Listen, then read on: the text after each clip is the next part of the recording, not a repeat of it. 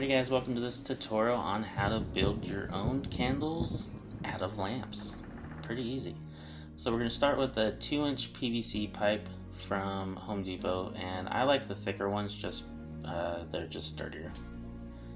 So you want to look for the PVC pipes with the higher pressure rating.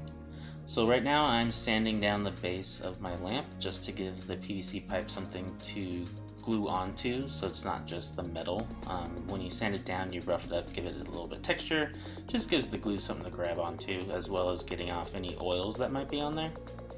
Now I'm wiring up the 12 volt LEDs that I'm use for my yard display, just to save power and time, and that way I can make the lights however I want them to look, really.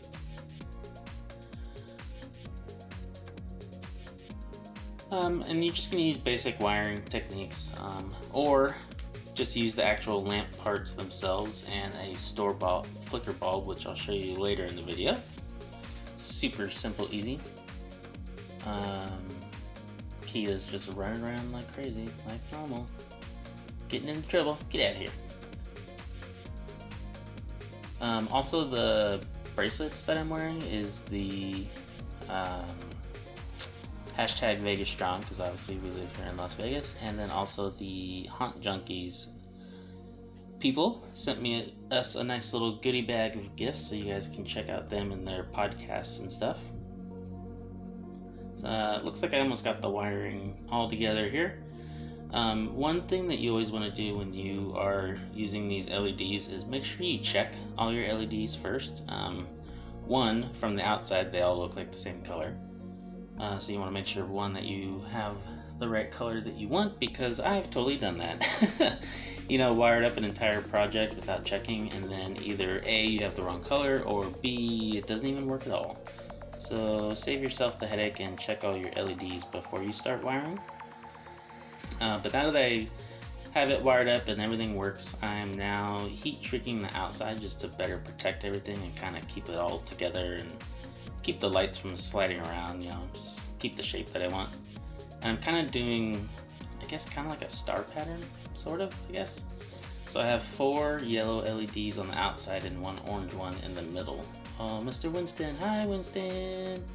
That's our foster kitty. He's like 18 years old or something crazy. We've had him for a few months now. Anyways,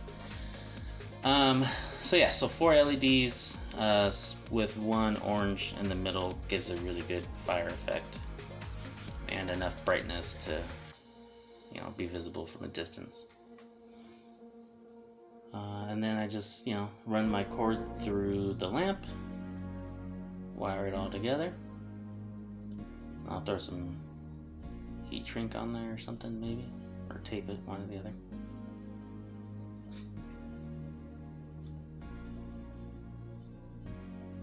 But these make really good additions to your yard, and it just adds another layer of character and depth to your yard that you wouldn't get before. And they're so simple and easy to make and relatively cheap, especially if you're using like old throwaway lamps. Then you get them for free. Like, these were from my grandma, and everyone's like, where are you keeping these? I'm like, these look like giant awesome gothic candelabra style candle holders. Like, I'm not getting rid of these. These are perfect. Plus they're gold, perfect for my pirate display. And it turns out, hey look, I was right. It's always nice when that happens. But yeah, so, or go down to the local thrift store or yard sale and get them for a few bucks. Sure, you could make one for under 10 bucks if you used the LED light bulbs from the store that you just screw right in, and you bought a lamp for $5 or something. The main thing too is you want to make sure that your LED that you use, if you are going to use the store-bought screw-in flame LEDs, you want to make sure that the diameter of that will fit inside the PVC pipe. So you want to make sure your your inside dimension of the pipe is more than the overall width of your light bulb. Otherwise, you'll do a lot of work and not be able to get your light bulb in there. So it looks pretty good. The lights work. So now I'm going to start doing all my glue drippies, which takes a long time. It's a lot of work, but it looks good in the end when you do all the layers. I'm going to glue this first. So that's what I was talking about with doing the sanding and giving a good base for this to glue on. This ended up being so strong that I could actually pick up the entire lamp from the candle and it didn't come off. That's how strong of a bond it was with the super glue and sanding the metal down. So it really does make a huge difference. And those the lamp bases, those are solid metal.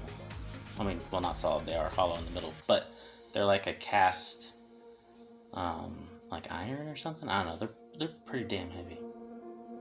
Pretty dang heavy. So just lots and lots of drips. One thing I learned is you can't just do like one giant blob down the side, because then it just looks like a giant blob down the side. You actually have to do a bunch of small layers and build it up and build it up and build it up. Almost, because you want to make it look like, the candle burned, especially how tall these are. You want to make it look like the candles burned 5, 6, 10, 15 times. So there's going to be multiple layers of drips, going over each other. So you kind of just want to think about that while you're working, and then also think about if you do put an angle on your candles. So I usually cut them not quite at a 45, maybe at like a 25 or 30-ish, 33 degree angle. Or you can cut it at a 45 if you want more of a pitch. And it's nighttime now, that's right, I took a break. And by the pitch I mean on the top of the candle, so that you can see more light hitting the back of the inside of the candle, just for a more glow effect look, I guess. Anyway, so then you can make these look super drippy as you desire, really. Like you can hang it super far down off the side like I'm doing there, or just a little bit or more. Also, when you do this, you're going to get a lot of strings, like when you use a glue gun for cobwebbing.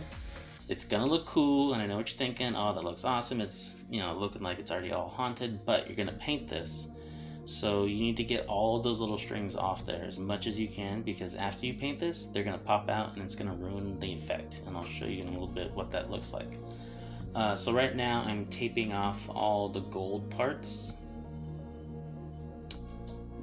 So then I can paint it and not have to go back and do a ton of touch up on the lamp, because I'm not going to paint the lamp at all. Actually, I'm just going to leave it as is because it fits my theme pretty well. And the paint I'm using, I'm using an off-white. I think it's called like satin ivory. And you want to use a matte spray, not a gloss spray. You guys hear Kita playing in the background. And you want to use a paint and primer, spray paint. And do yourself a favor, do not use the cheap spray paint. I used to buy it all the time. Do yourself a favor, just get the good spray paint. Look how good that looks. So this is what I'm talking about. So you can kind of see some strings on there that I missed. Okay, so here I am using the actual lamp parts. So you're going to take the top part off that holds the shade, and then you're going to bend those parts down pretty easy. Get them as flat as you can, or if you are handy, you can cut them off. And then you just want to make sure that the PVC pipe fits around it, pretty easy peasy, and then just go back and do the same steps with all the glue that we just did. So here it is, the candle in the yard, looking awesome next to our giant pile of gold.